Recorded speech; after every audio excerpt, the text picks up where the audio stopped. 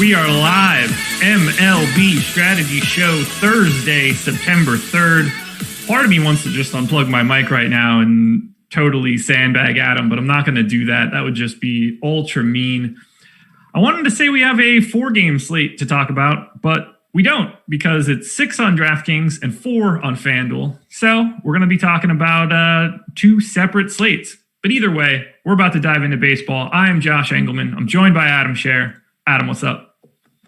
Excited for some daytime baseball. I was already starting to miss having sports going on during the day. So I think it'll be kind of nice to have DraftKings lock at 4. And, obviously you'll have to pay attention to the lineups as they come out later, but it's baseball, so who really cares? Yeah, I really do miss the 1 o'clock or 1:30 NBA tips right now. That it didn't last long enough, but that's perfect. Yeah, the thing that really disappointed me was because I'm still at my mom's and I don't have a TV in the office that I use there. So it would have been really fun if I'd been at my place and had my TV, yeah, and could actually watch. I feel like I ended up watching no basketball, even though I thought that I in my head I was I'm gonna be watching basketball all day and working. It's great, but it didn't really work out that way. It was perfect for me because I need those games to be on earlier and earlier because making it to midnight is not easy for me. Last night was rough. Waking up at 5:30 today was rough. Got to start doing basketball drafts. I'm up until 3 a.m. every night doing them now. I'll do one. I got the FFPC credit email yesterday, so I'm going to do a co-team with the wife. I don't know, probably step up the stakes a little bit. At this point, don't do any on DraftKings because you'll just be pissed at yourself that you don't have time now to get more in. No, I don't have any interest. No, they're so fun. Not really. And so easy. I would want to do if that existed when I was in college, I would probably have 1,000 teams. Yeah. But now I don't know. I got enough going on. Yeah, I doubt that there's been a better DFS investment, or not DFS obviously, but in fantasy sports investment since 2015. That's the only piece that's killing me. I don't want to have to sit down and have that conversation. Look, here's the deal. I think this is probably soft. However, we need to tie up these funds for 4 months. Right. I could do it and I think it'll be fine, but that's what crowns are for, man. It's fair. It's actually fair. So yeah, 4 games on FanDuel today, 6 games on DraftKings. 2 games start at 4 o'clock or 4-ish, and then the rest of the games start at the normal 7 or later. Anything good happened for you in baseball yesterday? I'm sorry, I didn't mean to do it the way that it's just a natural question that I'm going to ask you at the beginning of the show. Unfortunately, I already know the answer to this. Yes, I still I tripled up, which is obviously a good outcome, but it would have been a lot better if the Angels had pitchers in their bullpen capable of pitching or a left fielder capable of catching routine fly balls. Any of those things would have made my night a lot better, but still was a good night. That's fair. I understand that this is the baseball show, but we're slowly getting ramped up here. I need to ask, how much Dort did you have yesterday? We didn't talk about it. 2 out of 3 lineups. Nice. What a game. What a game. Yeah, I didn't watch it. I just saw a score at the end. I was like, what the hell happened? I was just knocking down everything, taking it to the rack. Yeah, he was in all my top ranked lineups, and it was funny because Ryan asked me on the show. He was like, when you play 3-max, do you leverage or how much do you worry about differentiating? And I was like, kind of to some extent, but it depends on the player. I don't mind if I get 3 out of 3 Jimmy Butler, but I'm not playing 3 out of 3 Lou Dort, for example. I wish I had an opposite take there. Yeah, for sure. It's just wild, man. I watch him play and I can't help but talk about basketball now. It's not helping at all. I watch him play and he strikes me as the linebacker on the football team that also goes out for basketball in the winter. And he's built like a tank. He's running all over the place. You can see the athleticism, but he's clearly not played as much basketball as you need him to play. He has the potential to be really, really good. Yeah. And he's on a really nice deal too. For the Thunder. It's 4 years with 2 non-guarantees or something stupid on it. They're just gonna be hey man, for the next 4 months, lock yourself in the gym and don't do anything other than shoot threes. Right. figure it out. Because if you become a slightly above average 3-point shooter, you're going to be, I don't know, Robert Covington. Yeah. Better. Yeah, he can be really good. All right, so enough about basketball. I got that out of the way. 87 people in here, which makes me mildly sad. 21 likes. I'll take what I can get. Let's dive into this slate. First game up, DraftKings. No FanDuel for us here. Phillies and Nats. 5.8 run implied total for the Phillies, 4.7 for the Nats. Zach Eflin against Anibal Sanchez. We'll just start here. Any interest in Eflin? 7,800. Sanchez 7,400 seems a little bit more tough to get to. Yeah, mild interest in Eflin, mostly just because it's a 6-game slate and you don't have a whole lot in the way of cheap pitching. I don't think that you'll necessarily need it, but I think that Eflin is one of him and Duffy are probably like the two pitchers that I could see using in this price range. And obviously, you're not going to feel great about Duffy against the White Sox. I don't feel great about Eflin against anyone. But, the Nats not a great strikeout team either. So I don't think the matchup's great, but I think just kind of as a product of the slate, he's in play. Okay. I'm pulling up ownership now. No surprise. What's at the top? That cannot be right. Did I pull the wrong ownership?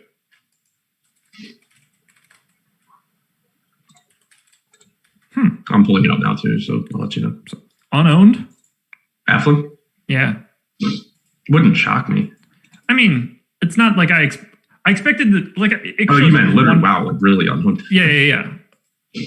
Like, I didn't expect to see like 30 or something, but I figured the 1% that was in the cell was going to turn into like a 2 or a 3 or at the. But yeah, my guess was like 12. Yeah. Wow, man, that's crazy. Like, I don't know. I think I get it. I don't know why he's 1/8 of Martin Perez. Yeah, that's also true. I kind of figured like Duffy's at 15%. I kind of figured him and Eflin would both just kind of end up there. Yeah, just a lot more going to Walker. Yeah, I'll say it's because Walker's 4,800. So yeah, I mean, I get that. I don't know that ends up holding and being the case, but it makes sense. Like it depends on hitter pricing too. And obviously like I haven't crunched lineups yet, but yeah. Like typically I'll prefer going down to like that Walker range because it's just like, well, it's not a great matchup for Eflin. He's going to probably outscore Walker, but there's enough variance and stuff in baseball. Just save the money, give me the bats. But with it being a 6-game slate and with how soft hitter pricing has been lately, I'm not really sure if that will end up being the case. But I do at least get, how that happened. Well, the real thing we need to talk about in this game, since there's no ownership on the pitching, would be the hitting. Phillies number 1 stack in ownership on DraftKings. The Nats are still getting 9% in the aggregate. Let's just start on the Phillies side. Are you worried about that, Chuck? Yes and no. I mean, I think it's a good spot against Sanchez. I don't think he's like the worst pitcher in baseball or anything, but he has been really bad so far this year. He's a lot of 254 ISO to lefties, 329 to righties. The expected numbers to righties are even worse, to lefties better, but also not striking guys out. And the Phillies obviously are a good offensive team, have a 6-run implied total, which is the highest on the slate. So, I think it makes sense for them to be getting ownership. Obviously in baseball, if you were to just fade the highest owned offense every single day of the season, it's going to help you come out ahead. So there's that. But, I don't think that the pricing is overly expensive. Obviously, Bryce Harper's really, really expensive. Real Muto's priced up, but nobody else in the lineup above 5K on DraftKings. So that shouldn't really be an issue. No problems with Philly at all. All righty. I just got tagged in a message in baseball chat. And now I have my 2-factor authentication on FanDuel. So I'm trying to get logged in. They said the Phillies-Nats game is on FanDuel. I mean, that doesn't seem feasible to me. I'm not saying that the game doesn't exist, but it can't be a part. No, it's not a part of the main slate. Yeah, okay. God, I should just trust myself. Like I could have downloaded the wrong salary file that got the other 4 games correct.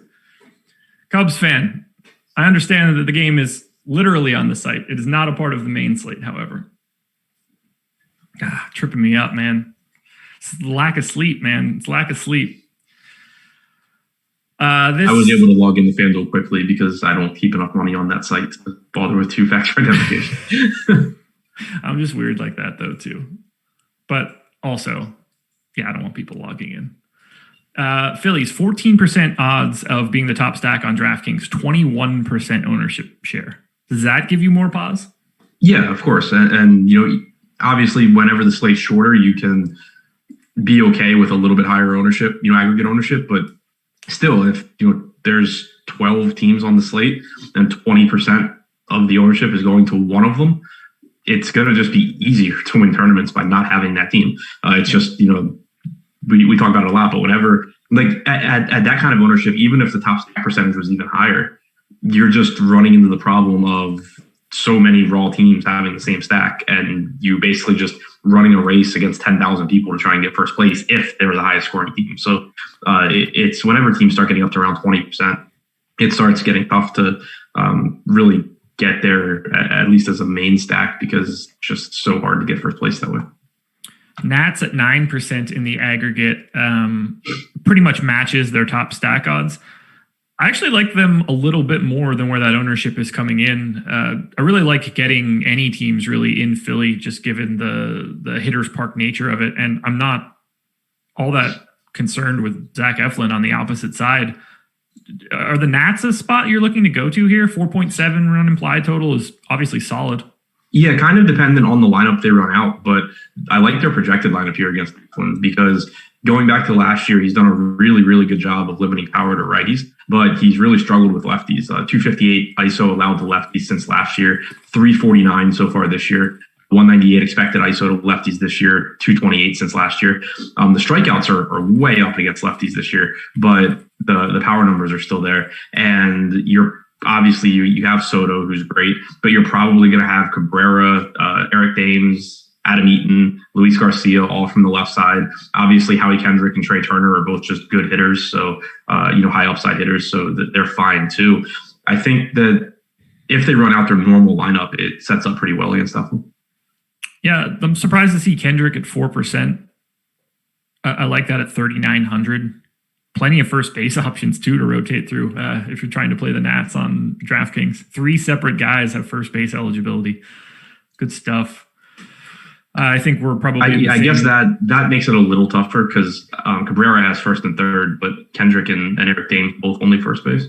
Yeah, Dames picking up 10%. Kendrick at 4 right now. I think you're good either way. I don't have a huge preference between the two. And then Turner and Soto, their prices are where they should be. I like the idea of getting to the Nats here. I'm not a big Eflin guy, and I think if that top stack odds comes up a little bit, like they seem to be priced accordingly. I don't know. It's a weird spot for the Nats. I guess in the grand scheme of things, I think they're probably properly owned. I do think that. I mean, with Eflin, like I don't like the spot for him, and I like it for the Nats. But if we're really going to get 1% ownership on a $7,800 pitcher with the highest strikeout percentage on the slate this season, that seems appealing. Do you buy it? Not entirely, but it has been 5 starts. I don't really know exactly what's driving it is the thing, but I mean, it's there. It's not like he's being pushed up by, any one start. He struck out 5, 10, 8, 6, and 8 in his 5 starts. 38% against righties this year. Swinging strike rate, 11%. Last season, 11%. Let's see.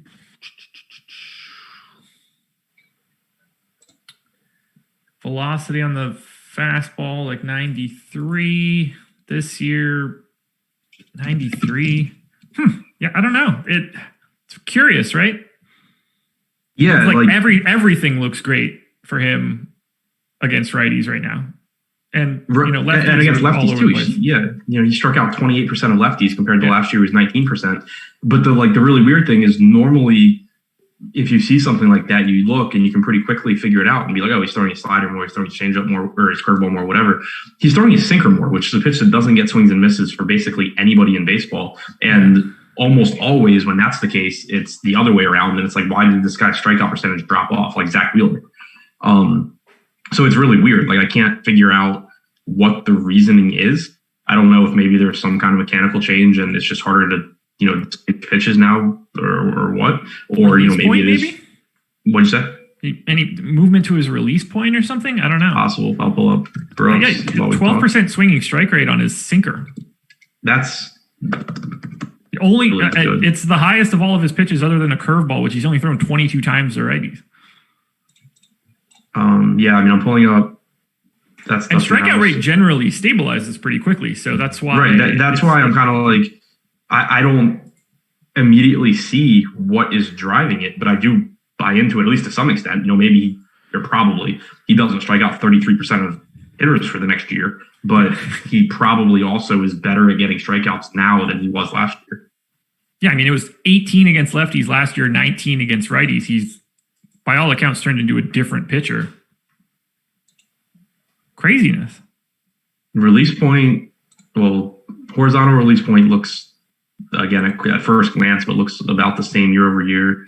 Vertical release point looks a little bit different, but I don't know. It's weird actually because, again, it's kind of the opposite. Like last year, his release point on most of his pitches was kind of really grouped closely together. This year, it's more spread out.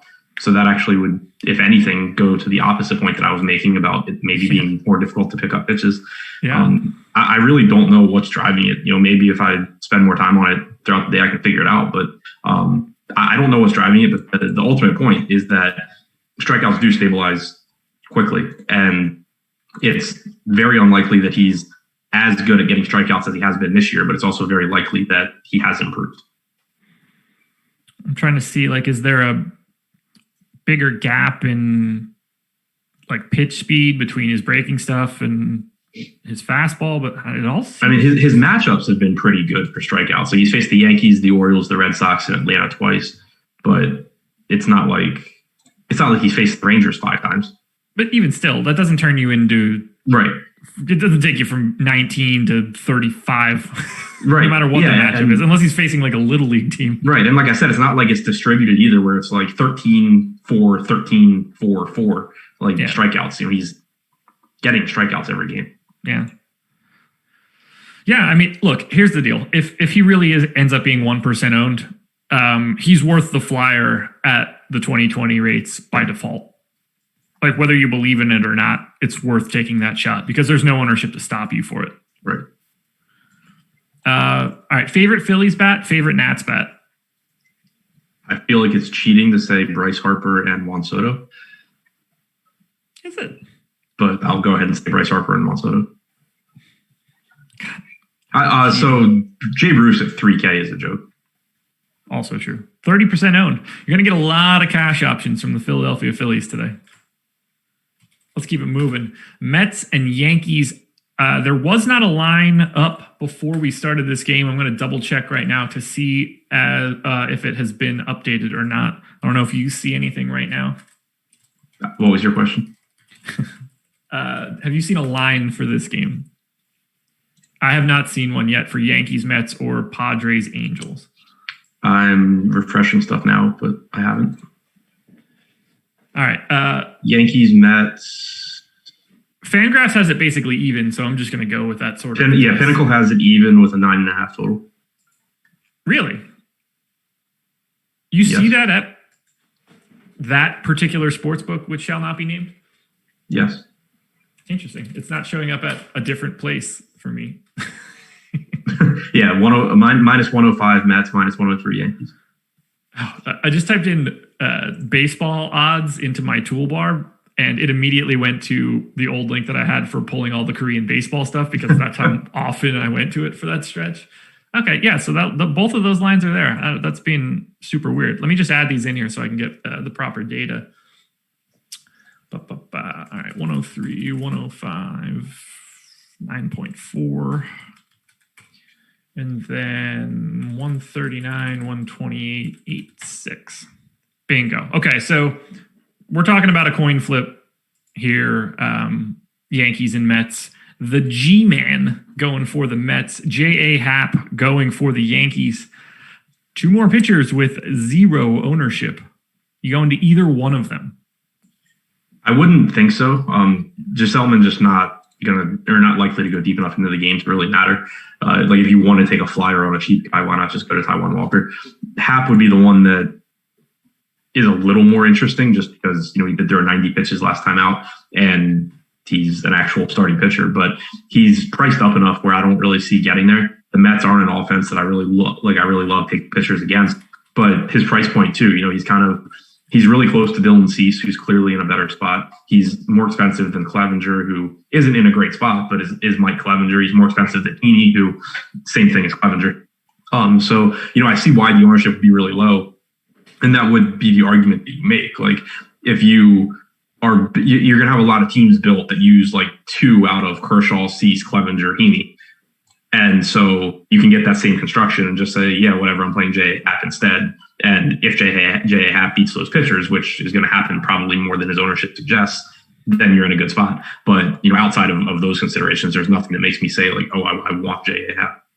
We are on the same page here. That is not a spot that I'm terribly interested. It's kind of like Kyle Hendricks last night, I think. Like, I ended up rostering Hendricks in a couple of my main lineups.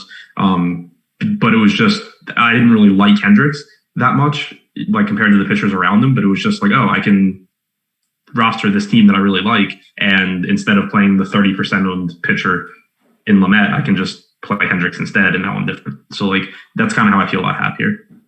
Well, let's just lump Happ and Eflin together in this spot. Eflin, 11% chance of being a top 2 pitcher on DraftKings. Happ, 10. Both guys ownership 1%. So it is the kind of thing you would be looking for in a larger field GPP to get a little different. Let's talk hitting. Mets have 12% aggregate ownership. Yankees have 8. The Mets are coming in as probably the biggest optimizer stack for today. The highest salaried guy on the Mets in their projected lineup is 4K Robinson Cano. They have 5 guys in the lineup projected in the 2000s. Robinson Cano is 3,100. It's 4K on my screen. Yep, you're right. That's the second time today during this baseball show where I have thought that I was incorrect and should have just bet on myself. I need more confidence here. So what are you looking at? Never. You don't want to answer that. Yeah. You know what I'm looking at, though. I do. But no, seriously. McNeil, 2,500. JD Davis, 2,800. Ramos, 25. Marisnik, 2K. Rosario, 2K. They're going to show up in literally everything because of their price tags if you're using an optimizer. What do you do to combat it, or do you like it? I mean, to combat it, you just factor in things other than projection when you're choosing your lineups, whether you're just going with pure ownership of players or some combination of that and team stacks or just team stacks, whatever.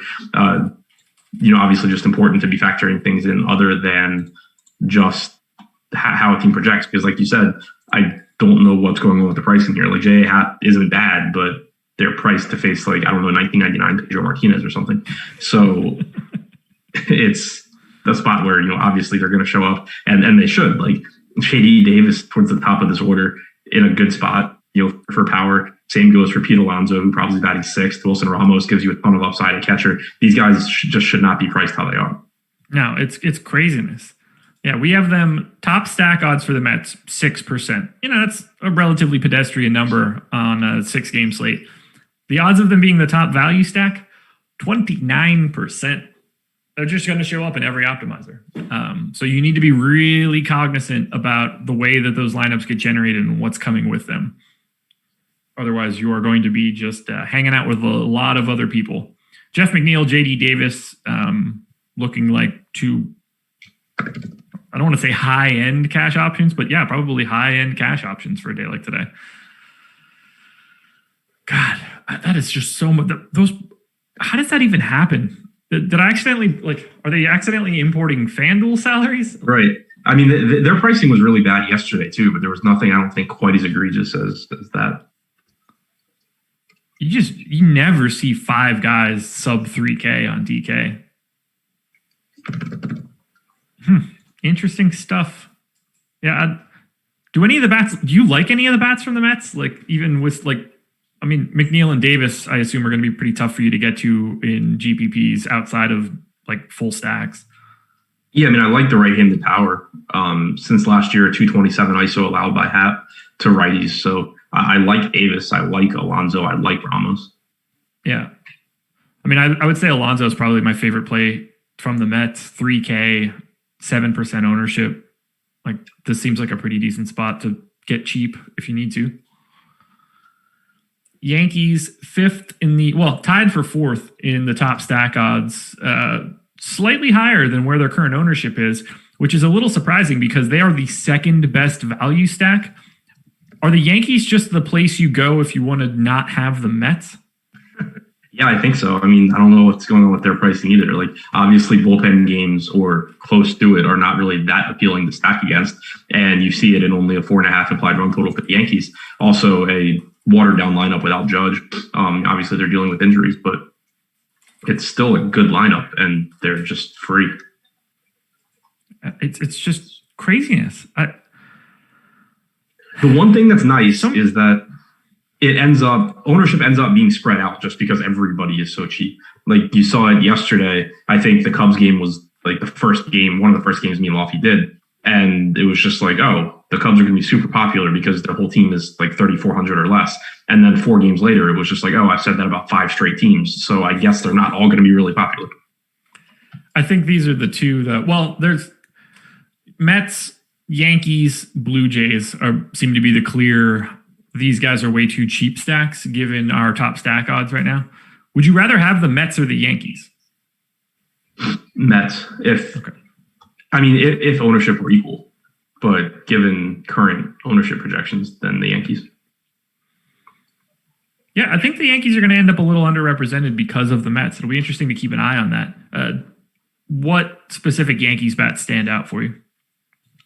That's the part that's tough because Giseleman, you're expecting to go like 4, maybe 5 innings and to just kind of be decent. He's allowed plenty of power, 360 expected ISO, or going back to last year, less so, 144 expected ISO to lefties since last year, 136 to righties. This year he's given up power, but he's only thrown a total of 150 pitches. So in general, I think he's a just kind of decent pitcher that isn't good, but isn't terrible. And the Yankees kind of don't have many guys that are going to stand out with their current lineup. But so I think it's more of a spot where the stack is appealing than individual bats.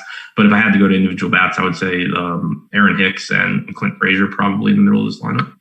Yeah, Hicks grading out best for me. JD Davis on the opposite side. Anything else you want to touch on from Mets Yanks? I do not. Okay. One more, and then we'll take a quick pause. The Angels hosting the Padres. Fantastic game between both of these teams yesterday, including a raucous 8th inning. 4-run implied total for the Angels, 4.6 for the Pods. Andrew Heaney against newly minted Padre Mike Clevinger. 43% owned for Heaney, 36% owned from Clevinger. So let's just start here. Which guy do you prefer, and do you think the ownership is reasonable for both? I prefer Clevinger. Okay. I'm just double checking. Yeah, so I couldn't remember how deep he went in his first start back from being kicked off the team for coronavirus. But he threw 86 pitches, so he should be fine as far as being stretched out. I think the matchup is just better against the Angels. It's one of those teams, Lofty and I talked about it yesterday, but as a whole, the strikeout percentage for the Angels is low, but that's just driven down by Andrelton Simmons, Albert Pujols, and Anthony Rendon never striking out, and Fletcher if he's in the lineup. But you still get high strikeout percentages from Ohtani, Justin Upton through the roof, Joe Adele through the ceiling, and Ben Boone's around 30%. Mike Trout this year is even striking out 25%. So it's a lineup where you can still get plenty of strikeouts. There's just a few hitters that aren't going to give them to you. But those hitters also, with the exception of Rendon, aren't very good. So you don't really mind them putting the ball in play either. So I like the spot a lot more for Clevinger than I do for Heaney. The spot terrifies me for Heaney against all the power in this San Diego lineup. So it does kind of surprise me that you have 43% ownership going to Heaney, 36 to Clevinger here. I get it, that they're both, or that Heaney in particular is a really good strikeout pitcher, but he'll also give up power. And if he's going to get this much ownership, I actually would rather be going to the Padres. Justin Upton being 2,100 in the heart of the order and projected for 3% ownership. It's like I would have just assumed that I accidentally typed Justin instead of BJ or something. I mean, he's so bad. Sure. But it's just still 2,100 is like a really disrespectful salary. It's the same as Anthony Bemboom, and he's a 56 steamer dude. I mean, Justin Upton has struck out 30 times in 84 at-bats this year. That is not ideal. It's almost like that's not good. Is there a better situation? There's probably no better work environment for anyone in the world than being Justin Upton, but being on the same team with Albert Pujols. So nobody even really notices that you're just cashing your checks because Pujols is the one that is very clearly just cashing his checks. Yeah, I'm sad that Pujols' career is going out with a whimper. Because he was I mean, you knew it was going to happen when he signed that deal. Like, there was no way he was going to not be this at the back end of it. But for sure. It's a bummer. Like, it's like the worst part of sports, because either the player retires, leaving you wanting more, and it's like, man, like, what could he have done if he played a few more years? Or it's just like, I don't even remember peak Albert Pujols because I've been watching this for the last 4 years. Yeah, I mean, for 10 years he was, one of the top 5 players in baseball. Oh yeah, no question. It was incredible. Miss that dude. Because this isn't him. Remember when he used to steal bases? Yeah, he swiped 16 twice, 14 in a season, along with probably like 50 doubles too. Yeah. I mean, he had let's just say baseball was a little different at that time, but I mean, now it physically 50 doubles and 40 home runs. He was hitting just insane. Yeah, and now it's physically painful to watch him try and get the first base after hitting a ball. Yeah. Yeah, he looks like he has plantar fasciitis, but like through the whole body. Right. It's bad, man.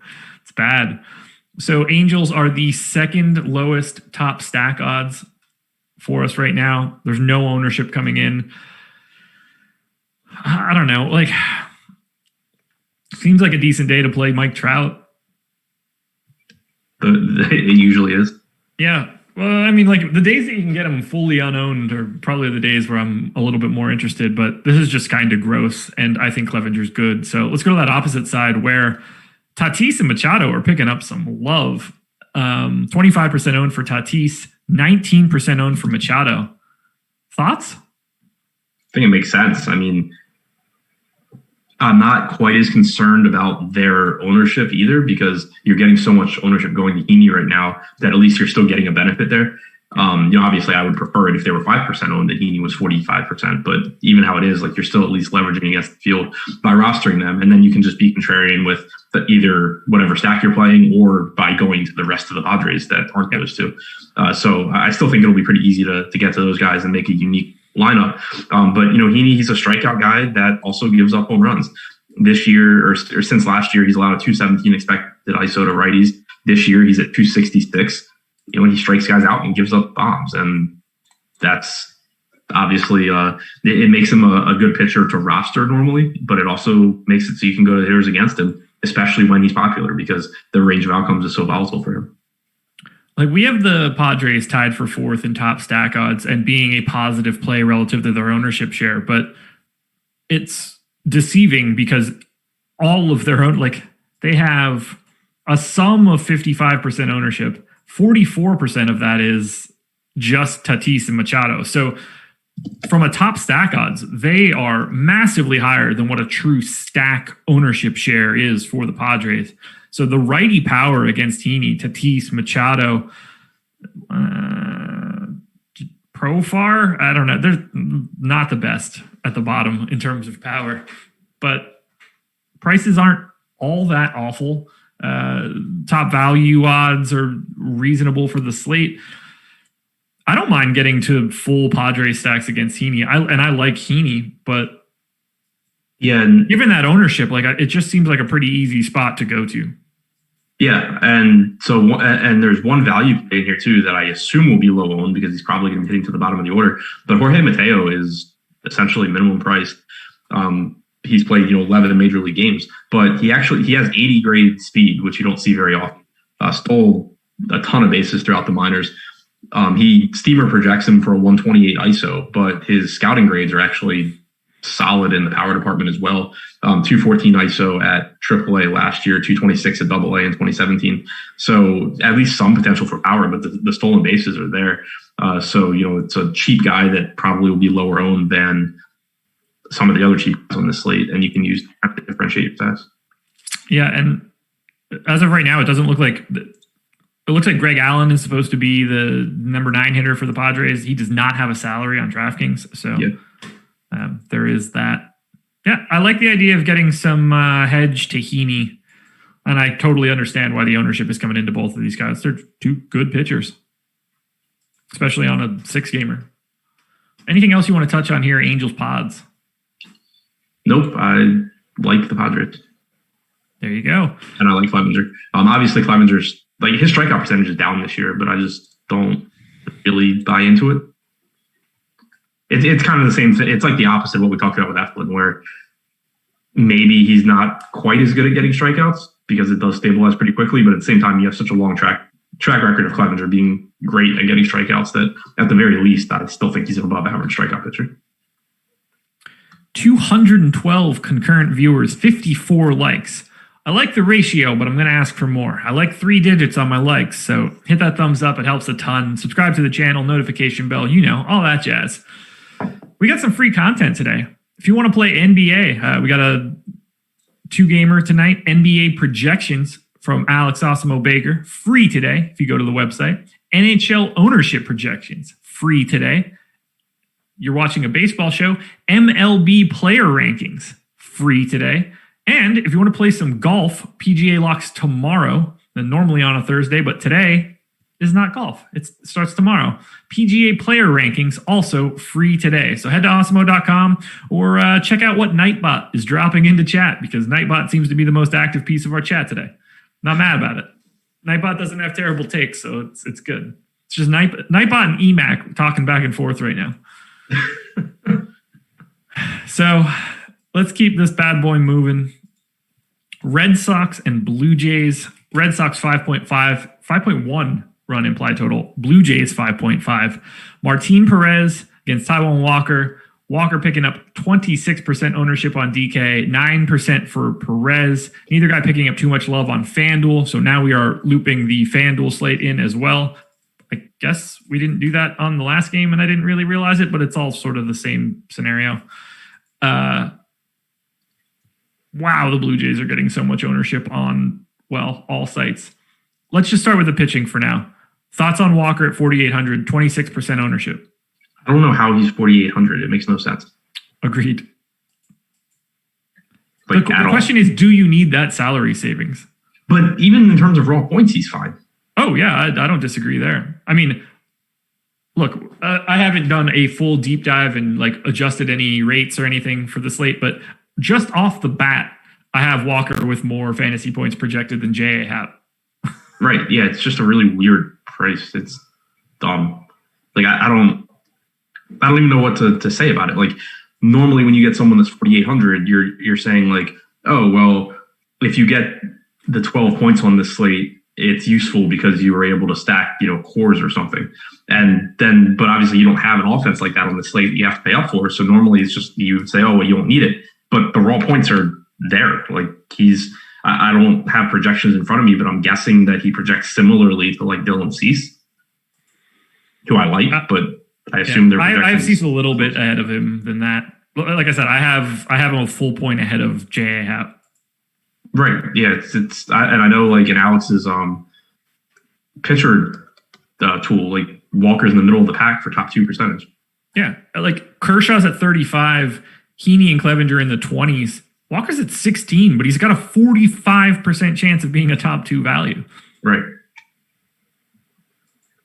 It's just, the price is just simply wrong. I don't know if they thought that he was facing the Red Sox from a couple of years ago, but this is not the same Red Sox. Yeah, and I don't think Taijuan Walker's a great pitcher by any stretch, but he's also not terrible. He's 9,200 on FanDuel.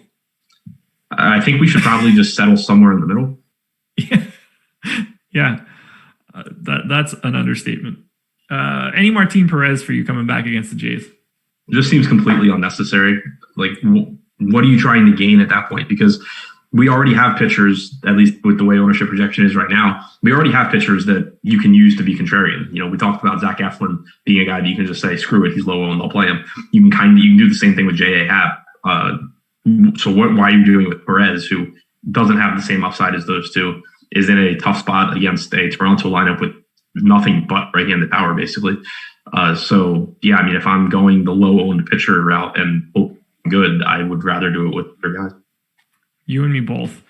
So now we need to talk a little bit about the hitting here. Top stack odds for the Jays, second highest, just a hair behind the Phillies.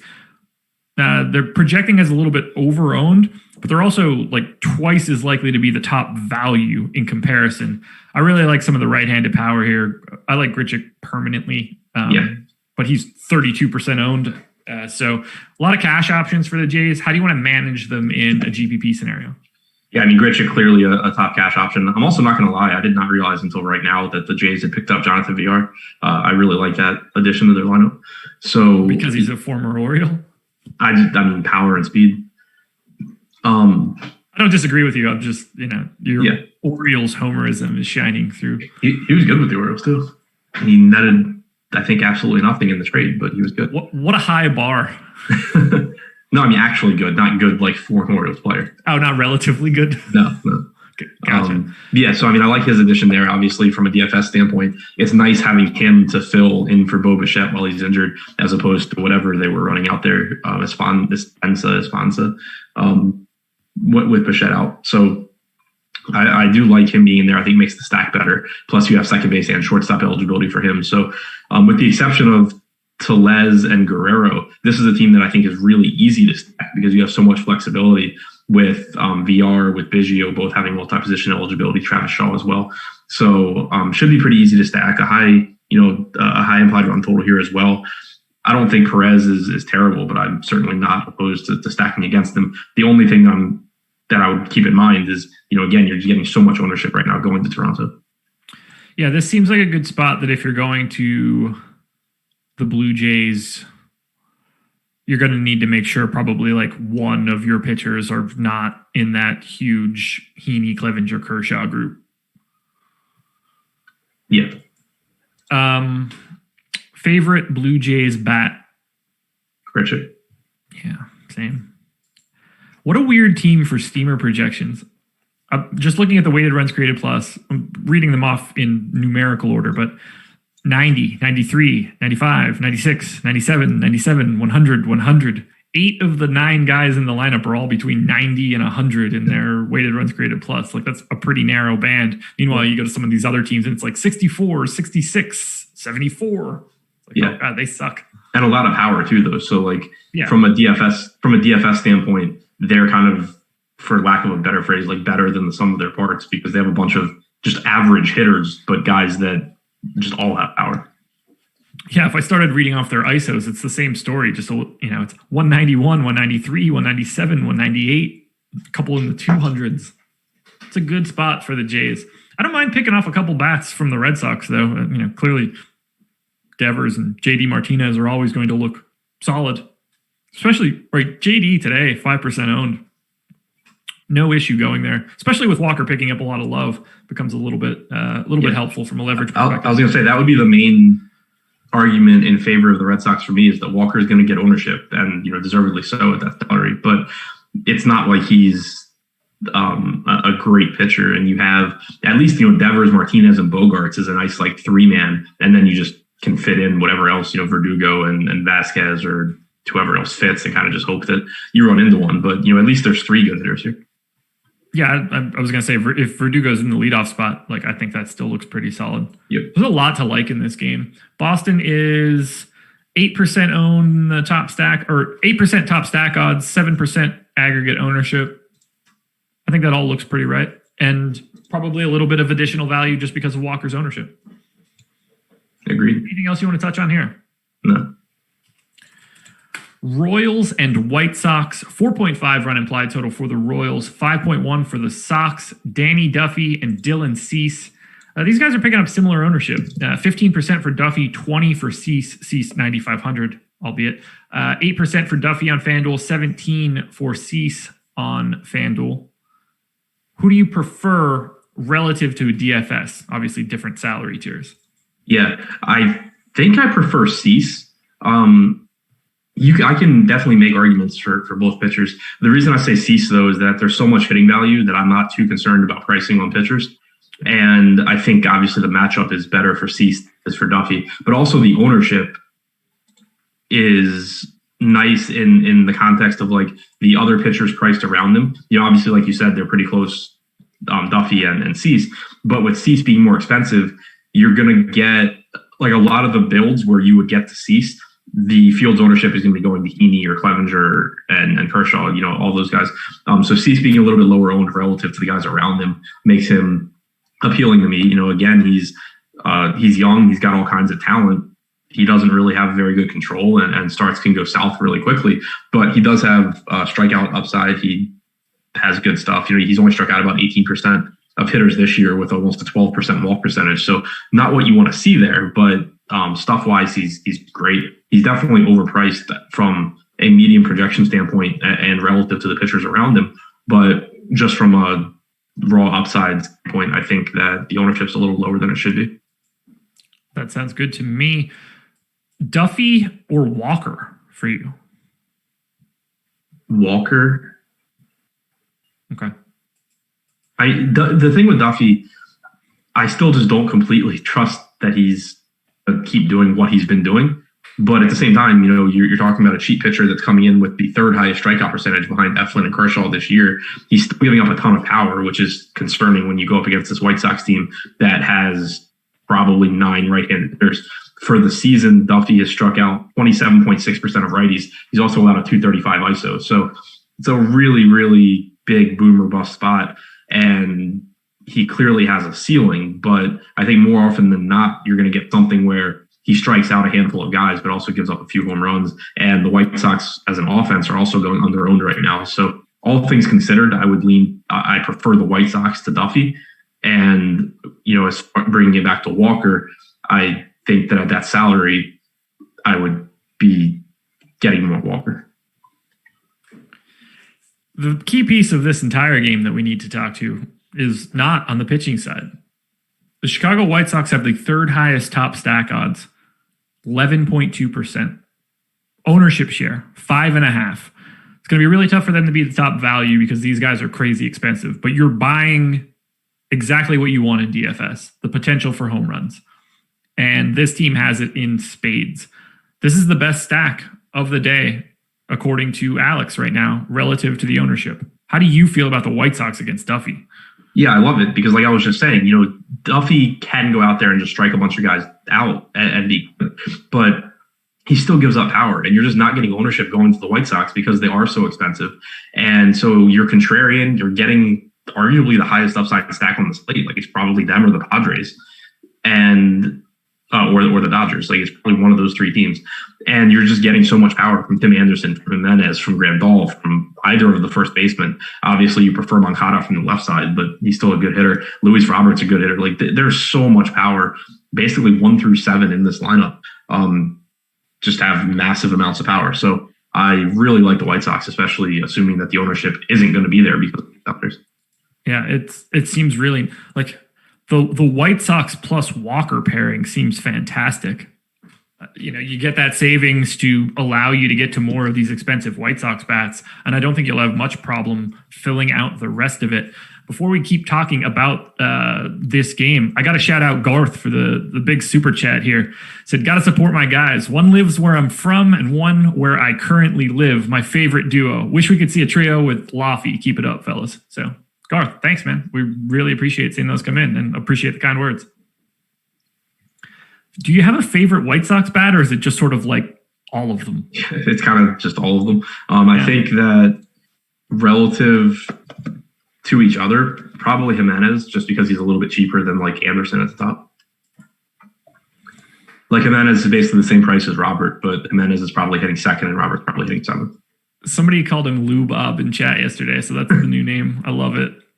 Jimenez, 4,800. He actually grades out as my best play for the White Sox relative to salary, and he's at 6% ownership. I'm just full stop in. I still feel weird like saying his name the way that it's pronounced. I'm not like in the way that I assumed it was when he was like a prospect. You mean like saying it Luis Robert correctly? Exactly. Yeah. The correct way to say it. What? Robert. Is that how it's actually pronounced? So, because that's how I thought it would be pronounced. Was that you and me? Was that you and me that did this, or was that me and Jake? Okay, so Jake. I think T McBee tagged in here because we were being told that we were saying it incorrectly, and then T McBee dropped a video in here of him being like, "This is how you say my name," and other people were like, "Well, that's not what they say on the broadcast," and we were just like, "Well, we're gonna go with the way that the guy told us to say it." So he says Robert. I don't remember any longer. Okay, yeah, because I assumed that's what it was, but then I've heard nothing but Robert. So that's what I was saying was I still feel weird saying his name because I feel like I'm saying it wrong. Yeah, I don't know. I already forgot. Jake, if you're watching, tag in. EMAC, if you're watching and you remember that interaction, please tag in. Chat, if you remember Jake and I talking about this, please tag in. My memory sucks. Either way, Lubob, I'm positive is going to work for me. So, and nobody's going to be confused. Yeah, I found the video, but the link doesn't work. If I pulled that up right now, the show would end. Royals bats against Dylan Cease. We know that he is prone to blow-ups, especially from a walk perspective. That's why I kind of like getting to guys with power here. So someone like Soler at 4% ownership, it's not out of the realm of like. Cease is way more likely to give up home runs with guys on than, your average starting pitcher. Do you like getting to anything from the Royals? It's not the best spot in the world, and the park sucks. Yeah, I don't love it. I don't think it's a great spot. They are getting basically half the ownership that their top stack percentage suggests they should, which means that, if I'm playing 150 lineups, I probably end up overweight on Kansas City. In my 3-max stuff, I would assume that I'm not getting to them. They don't grade out well as a stack for me. They're 7th on FanDuel. They are 11th on DK. But I don't hate picking out individual bats. Soler, Franco, even Hunter Dozier to an extent. O'Hearn. I don't see it as a bad spot to try to buy a home run. But it's certainly scary. And no one's there. You're going to be different. It's Luis Robert. Per Luis Robert. Yeah. I'm going to have to talk to T McBee. Oh, also, shout out to El Negro Loco for the super chat in my defense of our premium NBA Slack. I greatly appreciate that as well. Before we hit on the final game of the slate, I need to hit on one other thing, and that would be the presenting sponsor of this show, Yahoo Sports. First and foremost, it's this. You can become a baller, and that's the only place that you can become a baller. That should be enough for you right there. You could use the promo code Awesemo to get yourself $30 in YSRPs, Yahoo Sports Rewards points. And I think you're just going to find a softer product. You're going to see a lot of lower management fee contests, sometimes no management fee contests. That's the type of stuff you want to enter if you're trying to build your bankroll. I mean, it's the stuff you should be trying to enter regardless, but if you're trying to build your bankroll, saving on the margins is going to be huge, and that's an easy way to do it. You can play everything else the normal way. They have CSV uploads. Not as many 150 max. It's a lot of 20 max, 15, 10, single entry stuff. So you don't have to worry about going up against monstrous amounts of lineups. It's a really great place to play if you're looking to dip your toe into the DFS water. So check out Yahoo Sports and say thanks to them for being our presenting sponsor, because I know we're happy about it. Final game. Dodgers and Diamondbacks, 5.3 run implied total for the Dodgers, 3.2 for the D-backs. That is a monster line. Clayton Kershaw going for LA, 43% owned on DraftKings, 16 on FanDuel. Diamondbacks throwing Luke Weaver, 5% owned on FanDuel, 6% owned on DraftKings. Do you have any interest in Weaver? Not really. The Dodgers just scare me. Weaver is admittedly a better pitcher, I think, than I initially thought he was going to be. When he first came up with St. Louis, I did not buy into him whatsoever, but he's put up better numbers since then. Since last year, 27% strikeout percentage to righties, 26% to lefties. Really, really, really good changeup that helps to slow down left-handed bats. You did see the Dodgers really struggle with Zach Gallen last night. He was just making them look stupid. He gave up one hit, and just that they basically couldn't touch his changeup. Now you get Weaver coming in with a 20% strikeout percentage on his. So another spot where you could certainly see a good outing from Weaver. He has the stuff to slow them down, but it's just how dangerous this Dodgers lineup is. Bellinger may or may not be back. If he's out, then obviously it's a benefit for Weaver. But either way, I just have trouble getting to Weaver. Like if I'm going for a lower owned pitcher, I would rather take a risk on some guys that are not facing the Dodgers. We are on the same page there.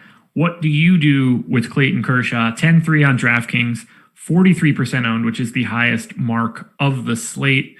Do you have any issues with that, Chalk? Just nope.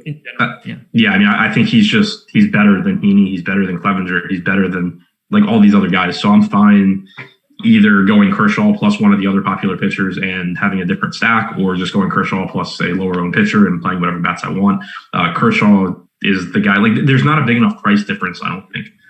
You got 10-3 on Kershaw, 9,500 on Cease, 89 on Happ, 87, 84 on Clevenger and Heaney. Obviously, there's a price difference there, but when you consider just how many cheap bats there are on the slate, I don't think it's going to really matter.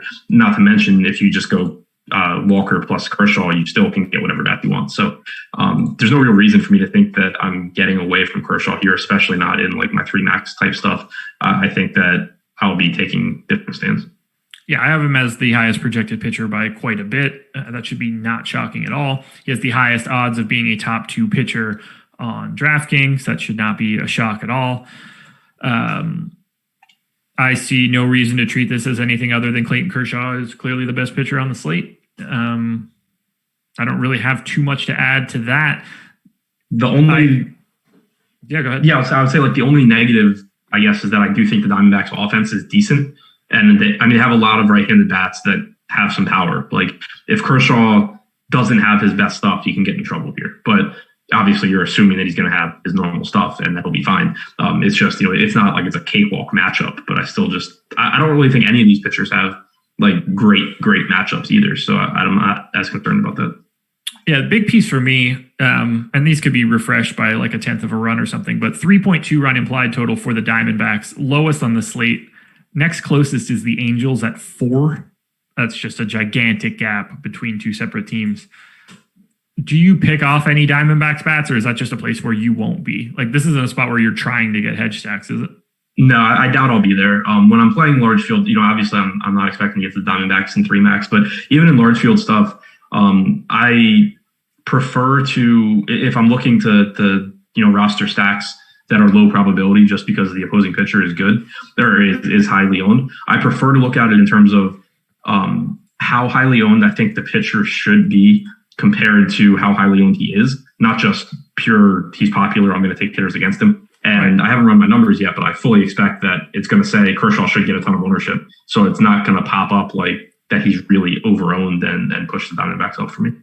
Yeah, if somebody's 50% owned and you think they should be 50% owned, you're not really gaining much by stacking against him. You already think he's good. But if he's 50% owned and you think he should be 20% owned, that is the perfect opportunity for you to be grabbing that opposite side stack. Right, exactly. And that's why like compare Andrew Heaney and Clayton Kershaw. There's all these pitchers priced around Heaney who, even if you think Heaney is the best, which is certainly a reasonable take, he's just not going to beat them as often as his ownership suggests that he should. And so that would push the Padres up for me. Whereas Kershaw, 1, there's no pitcher really in his price, like purely in his price tier. And 2, he's just better than all of them. So it's going to come out for me where it's like, yeah, he's pretty much on where he should be. Take bats against Heaney instead, basically. 27% odds of Andrew Heaney being a top 2 pitcher on DraftKings, 43% ownership right now. If that doesn't mean you shouldn't play Heaney either, but it is an argument for grabbing bats against him as well. Yep. Baseball for you. It's a weird game like that where you kind of are perfectly okay having like all 4 parts of a game from time to time. Favorite Dodgers bats here against Luke Weaver, and then we'll close this out. If Bellinger's in, obviously it's Bellinger. Sure. I'm actually going to try and look quickly. I don't dig that deep into StatCast type stuff because I think that it's kind of the pendulum swung too far. As far as like pitch type stuff and everything, like I liked it when nobody else was doing it. And now that it's like the cool thing for everybody to talk about, I don't think it's that useful.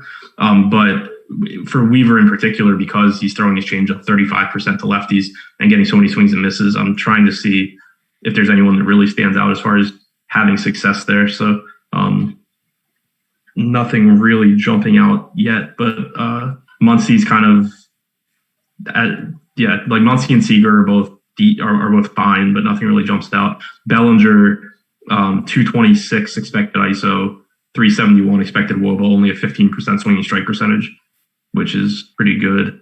Yeah. Jock Peterson is absolute trash. Yeah, so I mean, Bellinger, if he's in, looks like, obviously he'd be the best anyway, but from a pitch type standpoint, looks the best as well. If he's out, then, it's kind of just normal. You would, I guess, go Mookie because he's the best, then you would look to like Muncy. Well, 6 games up, 6 games down. Should be a pretty fun slate.